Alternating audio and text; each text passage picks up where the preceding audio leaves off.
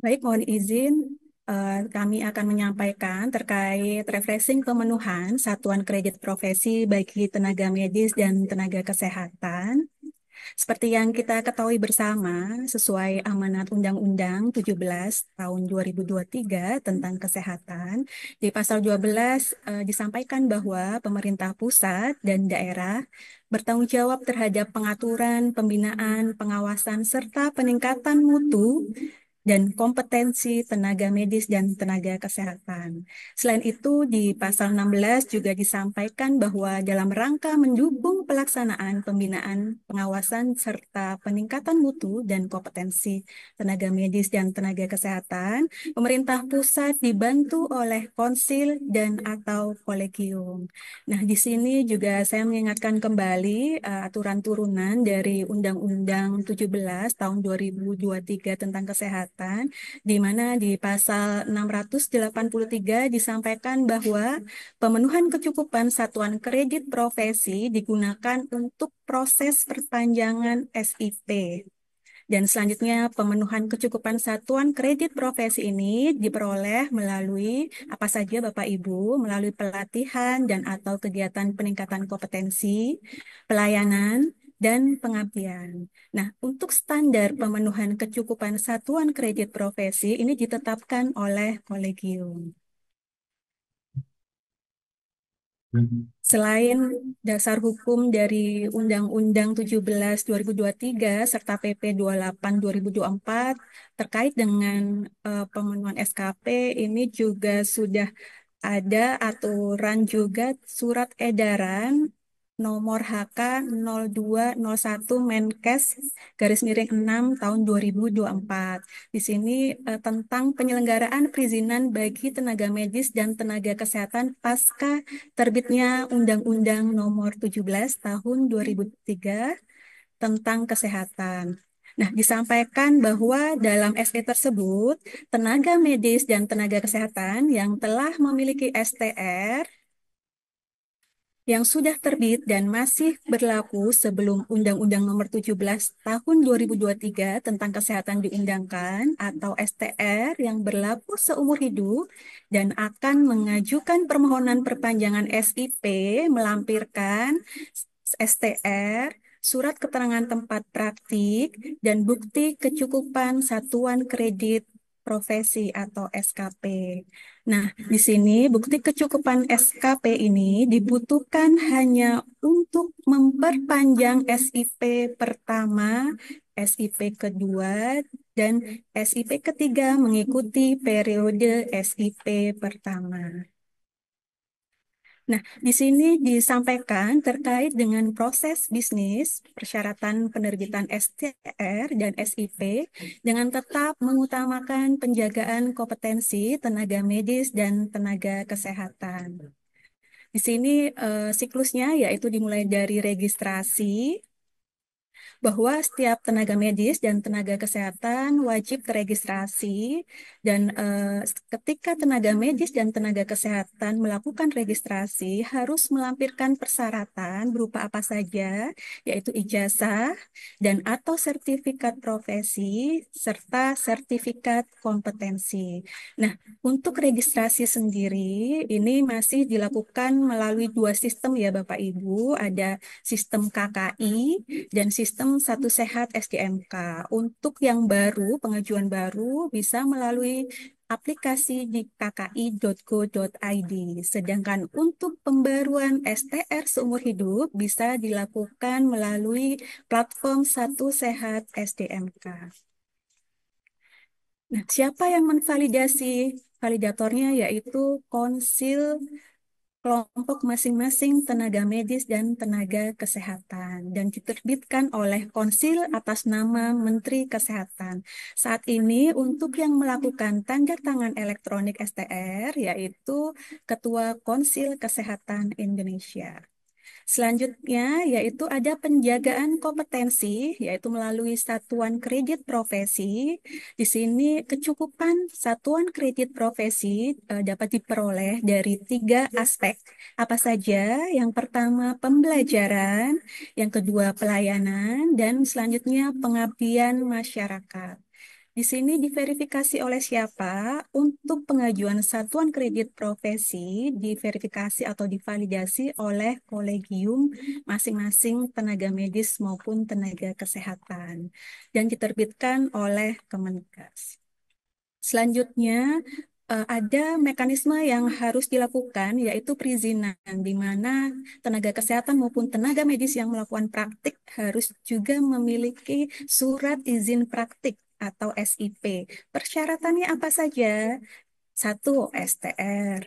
Dua, tempat praktik, keterangan tempat praktik ya. Yang ketiga, kecukupan SKP pada perpanjangan SIP. Ini untuk khusus perpanjangan SIP ya Bapak Ibu.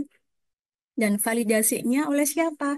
Pasienkes dan atau dinas kesehatan. Ini diterbitkan oleh pelayanan terpadu satu pintu kabupaten kota. Dan seluruh proses ini tidak memerlukan rekomendasi dari organisasi profesi. Jadi Kementerian Kesehatan sudah lebih mempermudah persyaratan-persyaratan dokumen baik dalam registrasi maupun untuk perizinan. Selanjutnya, pada slide ini bisa disampaikan bahwa ada ketentuan ya Bapak Ibu, persyaratan untuk pengajuan SIP pertama kali, perpanjangan dengan SIP yang kedua maupun ketiga dibedakan dengan tetap mengutamakan penjagaan kompetensi. Di sini ketentuannya seperti apa? Untuk SIP pertama, bagi lulusan yang kurang dari sama dengan 5 tahun dengan STR lama yang masih berlaku atau seumur hidup, ketika mengajukan persyaratannya yaitu STR dan surat keterangan tempat praktik. Dan masa berlaku SIP-nya bagaimana?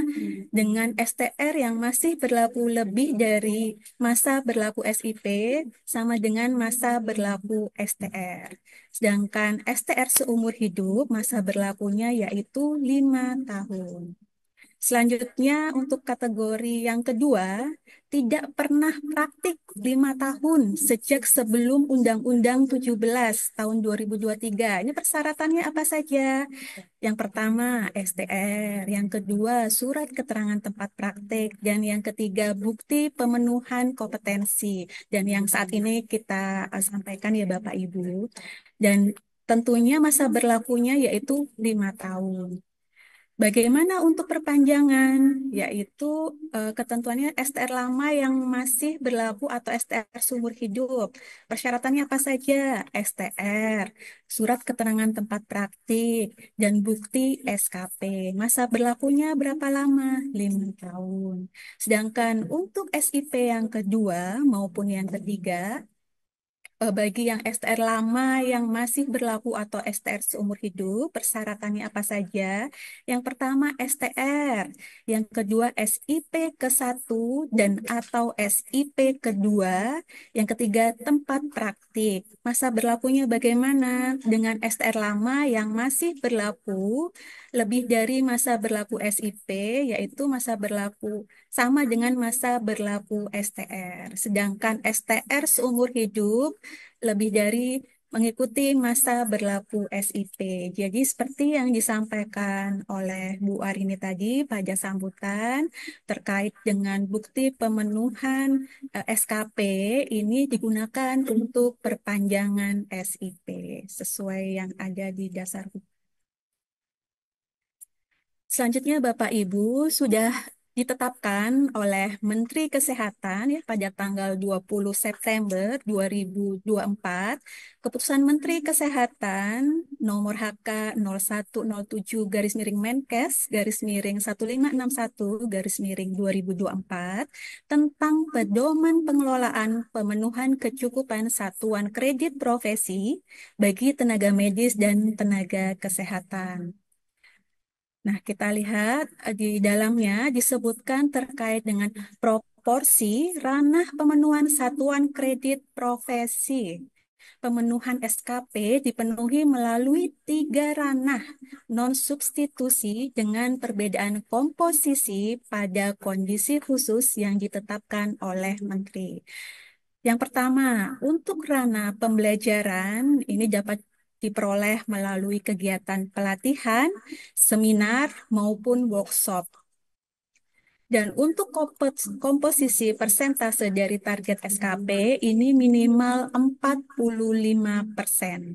Sedangkan untuk kondisi khusus, ini untuk daerah khusus JTPK maupun penugasan khusus dan lainnya, ini minimal 25%.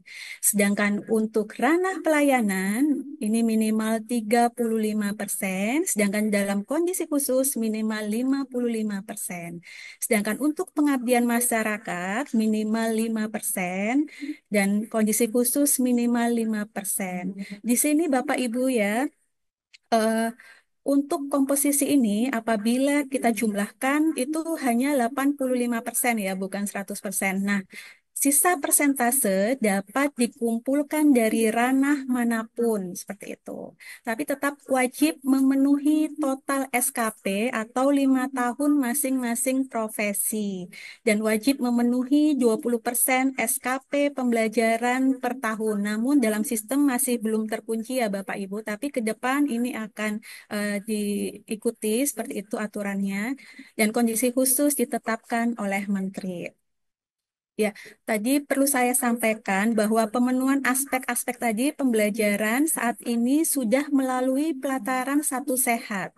Sehingga bukti-bukti yang Bapak Ibu peroleh melalui pelatihan, seminar, atau workshop yang diperoleh setelah 1 Maret 2024 itu tidak dapat dinilai melalui SKP platform karena sudah melalui pelataran sehat yang sudah terintegrasi dengan SKP platform. Gitu ya Bapak Ibu. Dan untuk pelayanan sendiri satu sehat dan nanti electronic medical record yang saat ini terkait dengan logbook pelayanan profesi yang tentunya sudah divalidasi atau ditandatanganin gitu ya. Dan selanjutnya terkait dengan pengabdian masyarakat, ini contohnya bakti sosial atau pemeriksaan gratis, penyuluhan sebagai relawan seperti itu. Dan untuk pengabdian masyarakat ini ya, untuk kegiatan intervensi wajib ada legalisasi Dinkes atau Puskesmas terkait, sedangkan untuk penyuluhan itu tidak perlu ya Bapak Ibu. Nah, berikut adalah target pemenuhan satuan kredit profesi 5 tahun tiap profesi. Di sini ada berbagai jenis tenaga medis dan tenaga kesehatan. Kita ketahui bahwa dokter spesialis ini kebutuhan pemenuhan SKP-nya yaitu 250, sedangkan dokter gigi spesialis, apoteker, dan psikolog klinis ini 100, Bapak Ibu. Selanjutnya perawat, bidan, fisioterapis, akupuntur terapis, dan beberapa jenis tenaga kesehatan lainnya di sini itu masing-masing 50 SKP. Nah, selanjutnya kita beranjak ke ranah pemenuhan SKP tenaga medis dan tenaga kesehatan. Kita detailkan ya Bapak Ibu. Di sini ranah pembelajaran sudah saya sampaikan tadi bahwa melalui LMS Pelataran Sehat, masuk saja ke akun di LMS Pelataran Sehat. Di sini ada beberapa yaitu pelatihan dan non pelatihan. Jadi lanjut saja untuk bisa memilih berbagai jenis yang ada dalam LMS Pelataran Sehat. Nanti secara otomatis sertifikat dan nilai SKP bisa terintegrasi atau masuk dalam SKP platform. Selanjutnya yang kedua, ranah pelayanan. Di sini ada 21 Bapak Ibu ranah pelayanan. Nah, ada apa saja? Pemeriksaan diagnosis. Nah, apa itu pemeriksaan diagnosis? Kalau DO-nya yaitu melakukan pemeriksaan diagnosis terhadap pasien yang terdiri dari pemeriksaan fisik atau kejiwaan, pemeriksaan laboratorium sederhana jika diperlukan, baik melalui pemeriksaan langsung maupun telemedicine. Ini contohnya seperti penegakan diagnosis TBC seperti itu. Ketika Bapak Ibu melakukan kegiatan tersebut, misalkan 1 sampai 25 pasien per bulan memperoleh 2 SKP. Lebih dari 25 pasien per bulan memperoleh 3 SKP. Ini dokumen pembuktiannya apa saja, yaitu berupa RME atau rekap kegiatan 6 bulan per tahun, tanda tangan pimpinan, lembar kerja resmi oleh institusi. Nanti akan kami contohkan contoh dokumennya pada slide selanjutnya. Dan ini untuk terkait dengan pemeriksaan diagnosis maksimal SKP dalam 5 tahun, yaitu 75 SKP.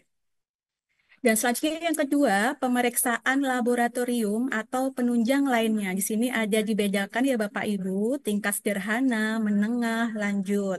Nah, ini seperti apa? Yaitu seperti pemeriksaan spesimen. Jadi masuk ke dalam jenis kegiatan tersebut. Perolehan nilainya berapa ketika Bapak Ibu melakukan jenis tindakan per bulannya antara 1 sampai 20 itu 1 SKP. Kalau lebih dari 20 jenis tindakan per bulan 2 SKP. Dan ketika mendapat akumulasi itu nilainya 40 SKP untuk tingkat sederhana, untuk tingkat menengah 30 SKP, tingkat lanjut 30 SKP. Dan Bapak Ibu, untuk jenis kegiatan-kegiatan pelayanan ini, baik yang nomor 1, 2, 3, dan yang keempat ini terkait dengan pelayanan administratif keprofesian, selanjutnya melakukan tindakan intervensi keprofesian tertentu, pemberian pelayanan keprofesian tertentu, baik asuhan maupun non-asuhan, melakukan penapisan, pemeriksaan kesehatan atau MCU atau screening, membuat expertise di bidang keprofesian, pembuatan visum et repertum atau surat keterangan untuk penterian hukum, dan selanjutnya kegiatan yang berhubungan dan mediko-legal, keterangan ahli, saksi ahli, dan beracara, pengamatan, epidemiologi atau surveillance, penanggulangan KLB, diskusi kasus, laporan kasus, mengikuti diskusi kasus internal, hingga sampai nomor 21 ini ya Bapak Ibu, kegiatan lain berkaitan dengan keprofesian. Berapa nilai SKP-nya? Ada dalam KMK yang sudah saya sampaikan tadi. KMK 1561. Sehingga Bapak Ibu bisa melihat lebih jelas ke dalam KMK, bisa mengetahui berapa sih masing-masing per jenis kegiatan ini SKP-nya dan berapa nilai akumulasinya jika saya memberikan dokumen atau melampirkan dokumen dalam 5 tahun, berapa nilai akumulasinya itu sudah disampaikan di KMK. Jadi Bapak Ibu bisa melihat secara detailnya berapa nilai SKP-nya ada pada KMK. Selanjutnya, yaitu jenis kegiatan pengabdian, ada apa saja? Kegiatan pelayanan medis, pengobatan massal untuk masyarakat, penyuluhan kesehatan, penugasan khusus pemerintah, terlibatan dalam tim khusus, terlibat dalam organisasi keilmuan, penyuluhan melalui media sosial, dan narasumber dalam media massa. Ini juga sama untuk nilai SKP dan bentuk dokumen atau persyaratan dokumen ada dalam KMK. Mohon Bapak Ibu dapat memperhatikan jenis dokumen yang harus dilampirkan dalam SKP platform. Jangan sampai yang diperlukan misalnya contoh surat keterangan atau berita acara, tapi hanya melampirkan foto Bapak Ibu. Nah, verifikator kolegium kan tidak tahu yang mana Bapak Ibu ya. Jadi jangan sampai Bapak Ibu terhambat perolehan SKP-nya karena salah atau tidak sesuai dokumen yang dilampirkan. Jadi mohon dapat dipahami betul agar proses-proses pemenuhan SKP Bapak Ibu dapat berjalan dengan lancar sehingga tim kolegium juga dapat melakukan verifikasinya dengan lancar, cepat, dan mudah gitu ya Bapak Ibu. Sehingga kami mohon sekali pada Bapak Ibu tenaga medis dan tenaga kesehatan untuk bisa menyampaikan lampiran dokumen untuk SKP platform sesuai dengan yang ada di KMK. Selanjutnya kita terkait penggunaan SKP platform sebagai portal pemenuhan SKP. Bagaimana caranya Bapak Ibu? Bapak Ibu bisa langsung klik satusehat.kemkes.go.id garis miring SDMK dan masuk saja dengan menggunakan email, kata sandi, captcha, dan masuk. tentunya Bapak Ibu harus memiliki akun dulu ya. Kalau belum, Bapak Ibu bisa klik daftar. Nah, semua proses ini ada dalam satu sehat SDMK. Ini karena merupakan satu sistem ekosistem yang di dalamnya juga sudah dapat digunakan untuk registrasi, pemenuhan SKP, pengajuan SKP, dan perizinan. Nah, berikut contoh tampilannya Bapak Ibu ketika masuk ke beranda. Bapak Ibu akan melihat tampilan data, nama, lama kerja, alumnus, nomor STL, domisili, dan ini harus diisi dengan lengkap ya Bapak Ibu. Kalau ini contoh yang tampil di sini masih belum lengkap ya Bapak Ibu. Dan selain itu juga ditampilkan di beranda yaitu satuan kredit profesi Bapak Ibu yang sudah dilakukan ya, yang sudah dihitung gitu. Dan di sini juga sudah muncul berapa totalnya dan bagaimana per masing-masing ranahnya, berapa nilainya dari masing-masing ranah, baik pembelajaran, pelayanan, maupun pengabdian. Dan tentunya ini berdasarkan periode SIP. Jadi target SKP yang ditampilkan adalah jumlah pengumpulan SKP yang tervalidasi selama masa periode SIP Bapak Ibu sekalian. Dan ini dapat digunakan untuk perpanjangan SIP berikutnya. Kalau di sini contohnya belum tercukupi juga tampil belum tercukupi. Kalau sudah tercukupi akan tampil tercukupi. Selanjutnya, proses validasi data keprofesian. Terkait proses validasi data keprofesian ini tidak kalah penting Bapak Ibu untuk memperlancar proses verifikasi SKP Bapak Ibu oleh kolegium. Jadi mohon dapat diperhatikan agar ketika Bapak Ibu sudah bekerja praktik dan mengumpulkan dokumen serta melampirkan, namun terkendala akan validasi ini, akan kesulitan dalam pengelolaan pengumpulan nilai SKP-nya. Jadi mohon dapat diperhatikan dengan betul-betul Bapak Ibu ya. Untuk bisa melayani penggunaan satu set SDMK lebih baik, dan di sini tim Kemenkes 11 Juni 2024, pengguna satu set SDMK bisa melengkapi data profesi dan kompetensi secara mandiri. Dan fitur ini berguna untuk melengkapi atau memperbaiki data profesi dan kompetensi. Pengajuan STR seumur hidup untuk perbaikan nomor STR yang tertera adalah nomor STR lama. Kelengkapan data untuk tautan akun ke SKP platform.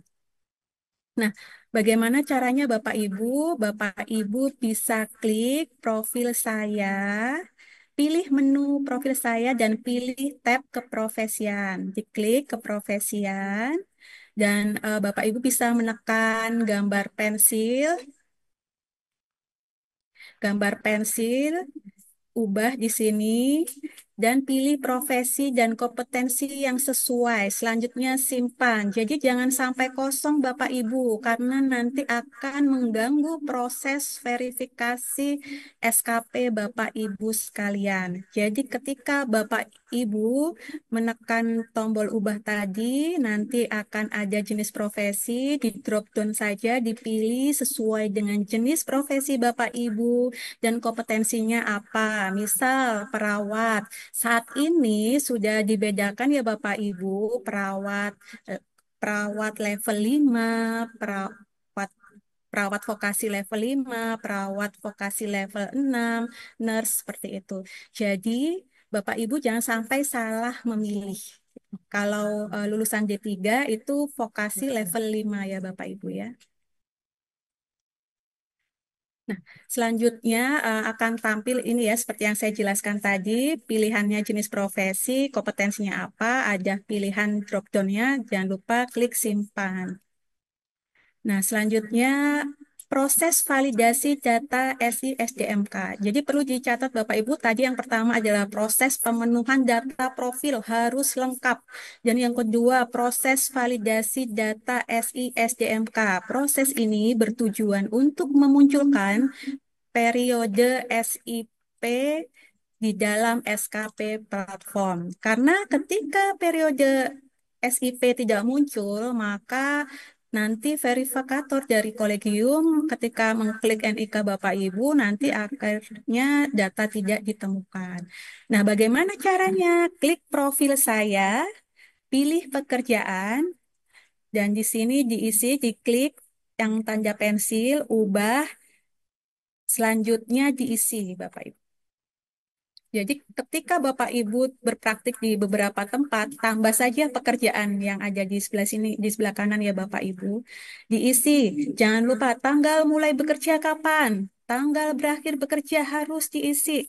Status bekerja, status pekerjaannya apa, lokasi, nomor SIP, dan yang tidak kalah penting adalah tanggal mulai SIP dan tanggal berakhir SIP. Ini harus Bapak Ibu pastikan data SIP dengan status aktif ini terisi lengkap, khususnya pada tanggal berakhir SIP.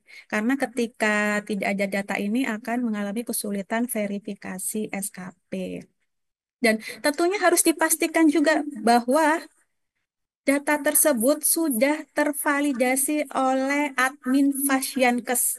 Jadi ketika masih tadi Bapak Ibu mengajukan dan masih tertulis proses, Bapak Ibu harus segera menyampaikan ke admin dari Fasyankes untuk bisa divalidasi. Ketika masih proses, tentu datanya belum masuk ke SKP platform ya. Jadi harus tervalidasi oleh admin Fasyankes. Ini tadi ya yang sudah saya sampaikan. Pastikan data SIP lengkap, tanggal SIP, klik simpan.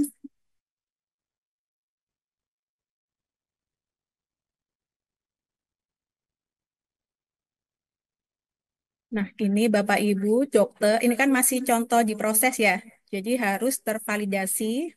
Lanjut saja. Selanjutnya, tampilan dashboard SKP platform dan pencarian SKP Kemkes. Nah, muncul tampilan dashboard SKP platform ada dua jenis ya Bapak Ibu. Barnya ada dua jenis yang di atas dan yang seperti di bawah ini. Jangan bingung kenapa kok dua jenis gitu ya.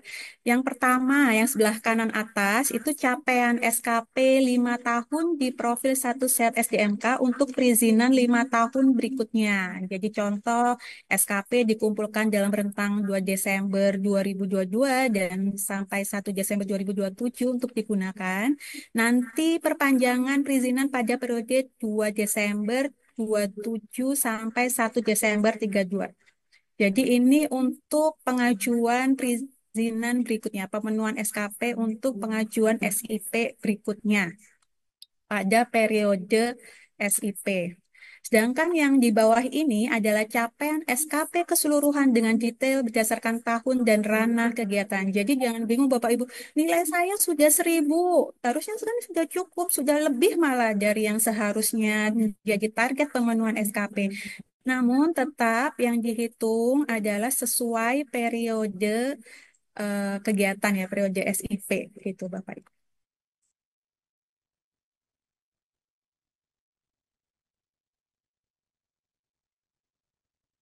Selanjutnya, di sini ada tampilan dashboard SKP platform. Ketika tampilan capaian SKP jika belum melakukan validasi satu sehat SI SDMK, akan ada tulisan tidak ada data periode SIP. Jadi mohon lengkapi data SIP saudara di satu sehat SDMK. Ini sama seperti yang saya jelaskan tadi ya.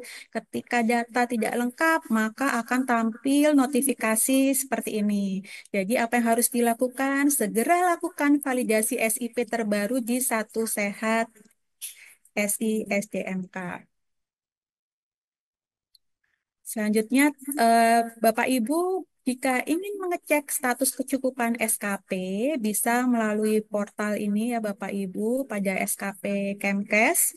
Data di portal ini dapat digunakan untuk perpanjangan SIP, dan jika status kecukupan SKP tercukupi, data ini terintegrasi dengan data capaian SKP di SKP platform satu set SDMK yang tadi saya sampaikan.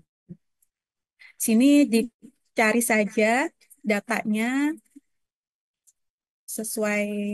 nama dan NIK di search, akan muncul periode pemenuhan SKP dan muncul status kecukupannya, baik tercukupi maupun tanggal update-nya kapan.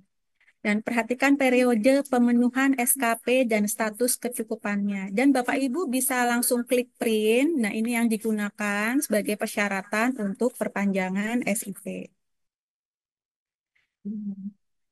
Namun ke depan sistem ini akan bergabung di Satu Sehat SJMK. Selain itu, Bapak Ibu juga bisa mengecek pada web kki.go.id.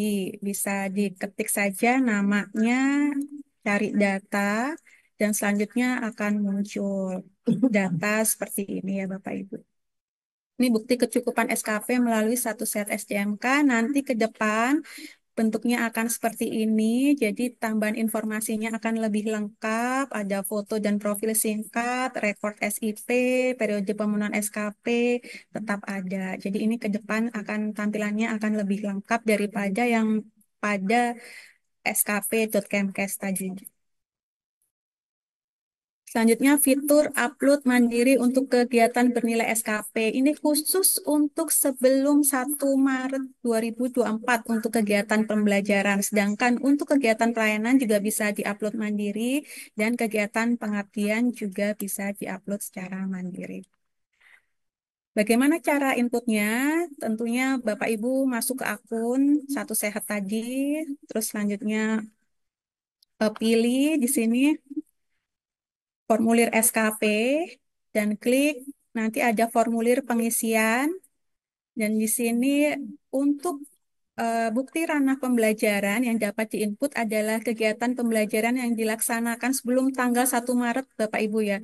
Jadi kami masih menemukan tenaga medis maupun tenaga kesehatan yang mengupload kegiatan pembelajaran lebih dari 1 Maret. Jadi mohon maaf Bapak Ibu, jadi verifikator dari kolegium maupun Kemenkes akan mereject atau menolak dokumen yang diajukan Bapak Ibu ketika lebih dari atau setelah 1 Maret 2024. Nah, di sini ada jenis-jenis nama kegiatan ya Bapak Ibu. Jadi Bapak Ibu bisa menyesuaikan kegiatan apa yang Bapak Ibu peroleh ya. Bisa disesuaikan, bisa dipilih. Ada kegiatan internasional, pembicara, peserta, peserta pelatihan workshop, seminar, gitu ya Bapak Ibu. Terus selanjutnya bisa klik input dan akan muncul seperti ini. Jadi Bapak Ibu ketika memilih pelatihan atau workshop ya yang tadi harus mengisi nama acara, area kegiatannya nasional, internasional, lama waktu, tempat, penyelenggaraan, dokumen bukti, sertifikatnya harus diupload, tanggal mulai, tanggal selesai, nilai SKP-nya berapa, dan klik simpan. Di sini untuk lama waktu diisi sesuai dengan informasi pada bukti sertifikat. Lama waktu jam bisa dinolkan jika tidak tertera pada jadwal dan besaran SKP dituliskan sesuai dengan yang tertera di sertifikat. Bentuk file PDF maksimal 250 KB. Kami juga masih menemui ya Bapak Ibu di sertifikat 2. Namun yang ditulis di sini 5 atau 10. Nah, itu mohon sekali Bapak Ibu bisa menyesuaikan dengan dokumen bukti. Jadi perlu integritas juga ya di sini bahwa yang diketik di sini adalah sesuai dengan dokumen bukti yang dilampirkan. Jadi pastikan juga setelah simpan akan ada notifikasi sukses, data berhasil disimpan dalam proses verifikasi. Selanjutnya kami akan menunjukkan contoh bukti kegiatan bernilai SKP untuk ranah pelayanan. Nah, ini dibuat dalam rentang periode 6 bulan sampai dengan 1 tahun. Bagaimana formatnya? Ada surat dari Fasiankes, itu ya. Fasiankes bisa puskesmas, rumah sakit, klinik, seperti itu. Selanjutnya, jangan lupa ada nama, nomor SIP, rentangnya. dalam pelaksanaan kegiatannya dan periodenya.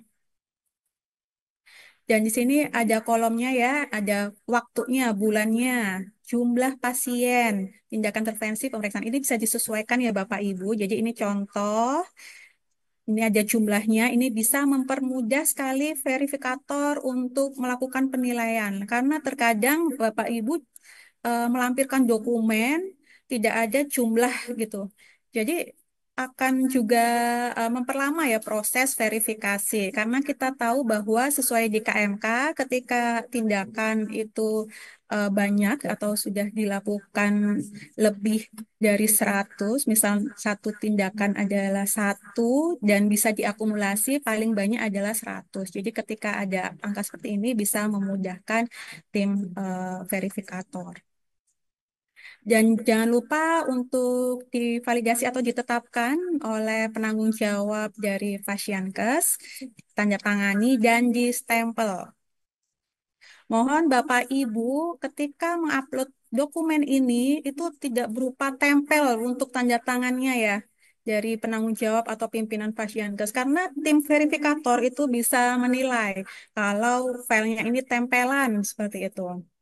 Jadi sayang saja sudah mengupload banyak-banyak namun ditolak oleh verifikator. Jadi mohon Bapak Ibu bisa teliti, filenya bisa sesuai, yang diupload adalah dokumen yang sudah ditandatangani secara resmi, bukan tempelan. Jadi filenya PDF, tapi terlihat bahwa tanda tangan maupun stempel itu tempelan, karena itu sangat terlihat ya Bapak Ibu kalau tempelan gitu. Nah, ini adalah contoh dokumen pengabdian bernilai SKP, berita acara telah mengikuti kegiatan bakti sosial penyuluhan dan pengobatan massal, tentunya diberikan oleh pihak terkait dan di sini tentunya pada sesuai dengan KMK, kegiatan pengabdian intervensi wajib ada legalisasi Dinkes atau Puskesmas terkait. Ketika hanya penyuluhan bisa dari instansi tersebut.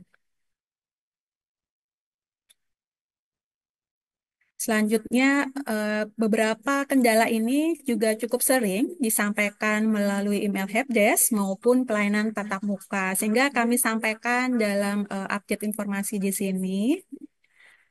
Di sini, ketika menemukan periode SKP tertulis tahun 2000 sampai 2025 pada SKP Kemkes tadi ya, pencarian data SKP, apa yang perlu dilakukan?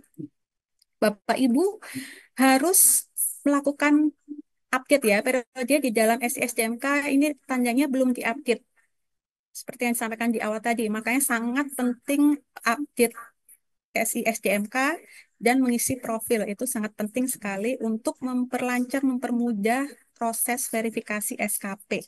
Jadi ini data harus diupdate, jadi harus dilengkapi datanya ke satu sehat SDMK diisi yang seperti tadi saya sampaikan Bapak Ibu dan ini harus tervalidasi oleh Pasienkes. Nah, terus contoh lagi kasus profesi tidak muncul. Kenapa?